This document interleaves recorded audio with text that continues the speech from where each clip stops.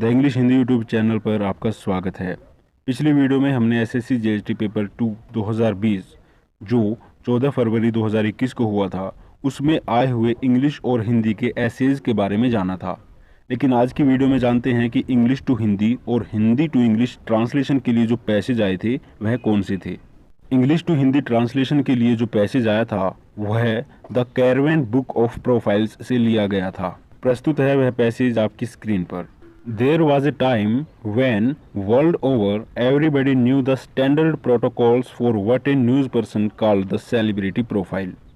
To write the profile of a famous person engaged in the work of politics, culture, or business, the journalist first went straight to the celebrity. They were routinely stonewalled by the celebrity's publicist, who set the rules of engagement. In almost every case, it meant the journalist would be given access to this luminary only on the condition that he or she would write something pleasing about them. When published, these profiles sounded like run-on versions of long transactional questions and answers. They contained little criticism of their subject, and the voice of the essay was that of the celebrity, not of the writer. Oozing across the pages, inevitably, were a few well-posed pictures, good enough for the appeased idol to frame the pages in glass, teak, and rosewood, and tag them next to his certificates on the office walls. यह passage पिछले वर्षों के मुकाबले थोड़ा कठिन था।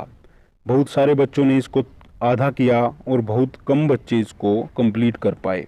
आइए अब जानते हैं हिंदी से अंग्रेजी में अनुवाद करने के लिए कौन सा अनुच्छेद दिया गया था। यह अनुच्छेद भारतीय मूल के लेखक वी.एस. नायपॉल जी की जीवनी पर आधारित था और हम जो टेक्स्ट आपके सामने प्रस्तुत करने जा रहे हैं वह ज्यों का त्यों नहीं मिलता है, लेकिन 90-95% उस टेक्स्ट से मिलता जुलता है। और अनुच्छेद कुछ इस प्रकार था।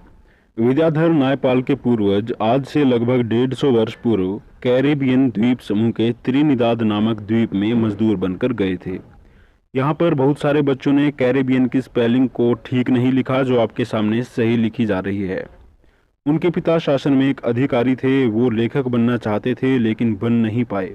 उनके दोनों पुत्र विद्याधर और शिव विश्वविख्यात लेखक बने।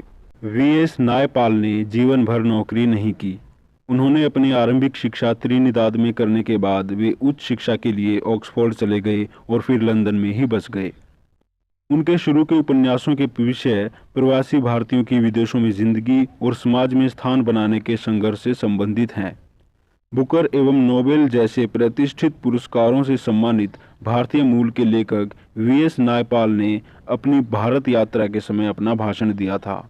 तो हिंदी से अंग्रेजी में अनुवाद करने के लिए जो अनुच्छेद दिया गया था वह कुछ इसी प्रकार था। इसने बच्चों का समय भी बचाया और बच्चों को अच्छे अंक भी मिलेंगे। लेकिन अंग्रेजी से हिंदी में जिस अनुच्छेद का अनुवाद करना था वह इसको कुछ बराबर ही ले आएगा, यानी कि इतने अधिक अंक इसमें मिलेंगे, इतना ही कम समय इसने लिया है, वहीं उसने ज़्यादा समय लिया और उसमें कम अंक मिलने की संभावना है। तो हमारे साथ जुड़े रहिए। The English Hindi YouTube channel को सब्सक्राइब कीजिए। इस वीडियो की डिस्क्रिप्शन में हमारे व्हाट्सएप ग्रुप्स के लिंक दिए गए हैं, उनमें से किसी एक ग्रुप को ज्वाइन करें, क्योंकि सभी ग्रुप्स में एक ही समय पर एक ही प्रकार की सामग्री उपलब्ध कराई जाती है।